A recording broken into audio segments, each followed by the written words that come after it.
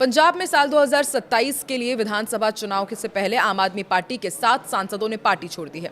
इनमें 6 सांसद पंजाब के हैं। आम आदमी पार्टी के इलेक्शन स्ट्रैटेजी के चाणक्य डॉक्टर संदीप पाठक और सुपर सीएम कहे जाने वाले राघव चड्ढा तो कल ही बीजेपी में शामिल हो गए। इनका बीजेपी में जाना इसलिए ज्यादा चर्चा में है क्योंकि साल 2022 में आम आदमी पार्टी को पंजाब की 117 में से 92 सीटें जिताने वाली टीम में ये सबसे अहम जोड़ी थी।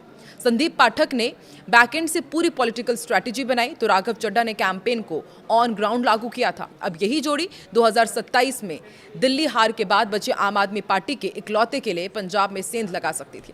राघव चड्ढा के करीबियों का दावा है कि पार्टी के 30 से 35 विधायकों से उनकी काफी नजदीकियां हैं। तो क्या अब पंजाब में बड़ा खेला होने जा रहा है? नमस्कार, मैं हूं आकांक्षा और आप देख रहे हैं न्यूज 18 का डिजिटल प्लेटफॉर्म। दिल्ली विधानसभा चुनाव में हार के बाद पंजाब में भी बगावत की बात चलने लगी थी तो पाठक ने ही तुरंत दिल्ली से पंजाब के सभी विधायकों को तलब किया, बगावत को कंट्रोल किया था। ऐसे में इन दोनों के बीजेपी में जाने से आम आदमी पार्टी में अब टूट का खतरा बढ़ गया है। पंजाब के पॉलिटिकल एक्सपर्ट्स भी मानते हैं कि एक साथ 7 सांसदों का पार्टी छोड़ने का असर विधायकों पर भी पड़ सकता है।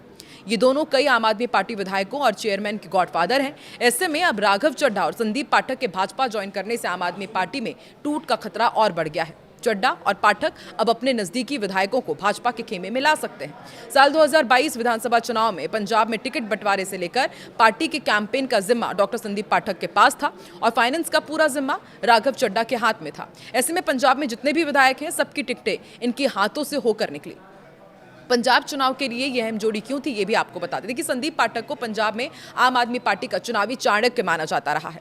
पंजाब प्रभारी के तौर पर उन्होंने संगठन को जमीनी स्तर पर मजबूत किया। साल 2022 के चुनाव में टिकट बंटवारे की प्रक्रिया में उनकी अहम भूमिका रही।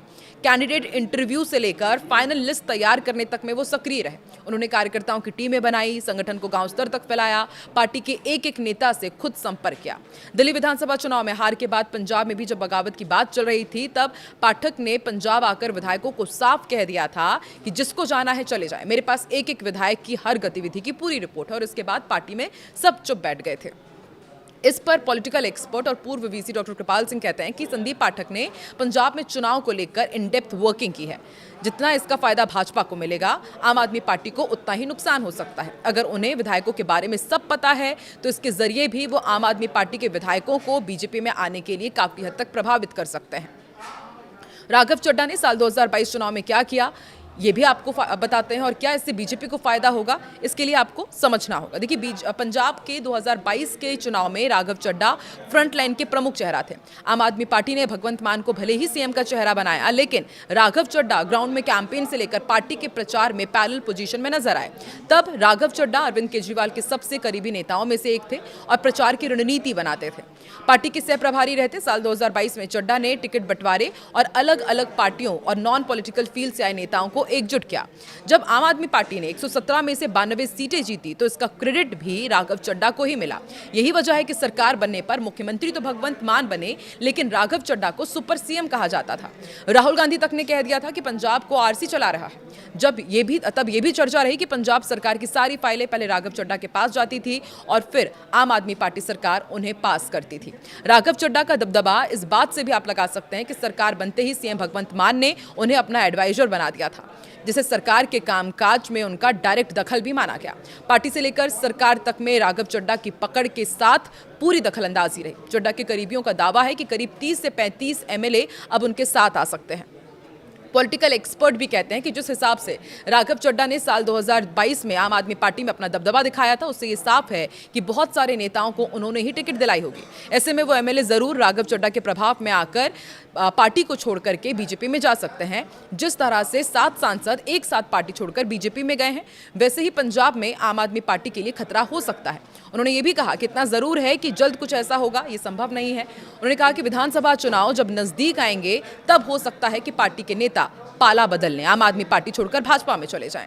तब तक संदीप पाठक और राघव चड्ढा उनसे संपर्क करके पूरी रणनीति बनाएंगे और सही मौके पर पार्टी में शामिल करवाएंगे। बंगाल का चुनाव पंजाब की राजनीति को तय करेगा। अगर भाजपा बंगाल में सरकार बनाने में कामयाब हो गई तो फिर इस बार भाजपा पंजाब में पूरी आक्रामकता के साथ नजर आएगी। जब पंजाब में आम आदमी पार्टी की सरकार बनी तो राघव चड्ढा और संदीप पाठक सुपर सीएम की तरह काम करते रहे।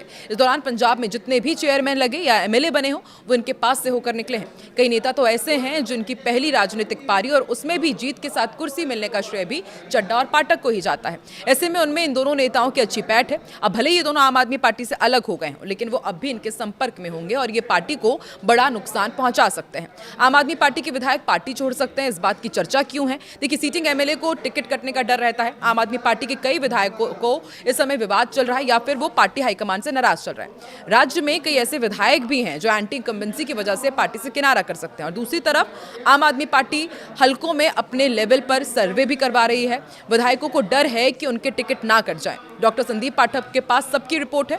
ऐसे में वो उन विधायकों से संपर्क साध सकते हैं जिनकी टिकट कटने का खतरा रहता है। 9 मंत्रियों की हो चुकी है कैबिनेट से छुट्टी, वो नाराज चल रहे हैं। आम आदमी पार्टी की सरकार से 9 मंत्रियों की छुट्टी हो चुकी है। कैबिनेट से छुट्टी होने से कहीं ना कहीं उनके मन में भी टीस है। जिनकी मंत्रिमंडल से छुट्टी हुई है उनमें अनमोल गगनमान, चेतन सिंह, जौड़ा मजरा, कुलदीप सिंह धालीवाल, ब्रह्मशंकर जिम्पा, बलकार सिंह, इंद्रबीर सिंह निज्जर, फौजा सिंह सरारी, विजय सिंगला के अलावा लालजीत भुल्लर के नाम शामिल है। Laljit Bhullar DM Randhawa suicide case में जेल में है। अमृतसर से कुंवर विजय प्रताप भी बगावत कर चुके हैं और ऐसे में माना जा रहा है कि शायद ये सब पार्टी से नाराज चल रहे हैं। तो बरगाड़ी कांड को लेकर लगातार वो सरकार को घेरते भी आए हैं। यही नहीं, उन्होंने अरविंद केजरीवाल के खिलाफ भी खुलकर मोर्चा खोला हुआ। इसके बावजूद पार्टी ने उन्हें निकाला नहीं है।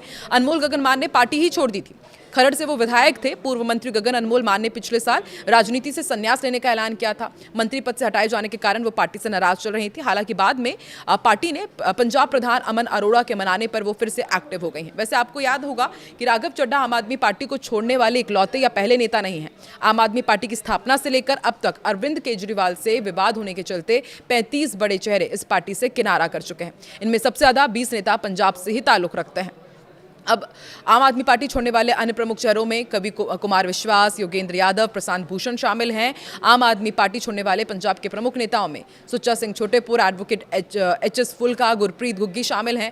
आम आदमी पार्टी ने पंजाब से अपने 2 सीटिंग लोकसभा सदस्य धर्मवीर गांधी और हरजिंदर सिंह खालसा को भी पार्टी से निकाल दिया था। यानी कि एक के बाद एक कई ऐसे लोग हैं जिन्होंने आम आदमी पार्टी का दामन छोड़ा है और अब राज्यसभा के 7 सांसद भाजपा में शामिल होने की बात कर रहे हैं। 3 तो हो ही गए हैं। अब देखने वाली बात होगी कि क्या अब इसका असर पंजाब में भी देखने को मिलेगा और क्या पंजाब में आम आदमी पार्टी को एक तगड़ा झटका लगने वाला है। आपको क्या लगता है? कमेंट सेक्शन में जरूर बताएं।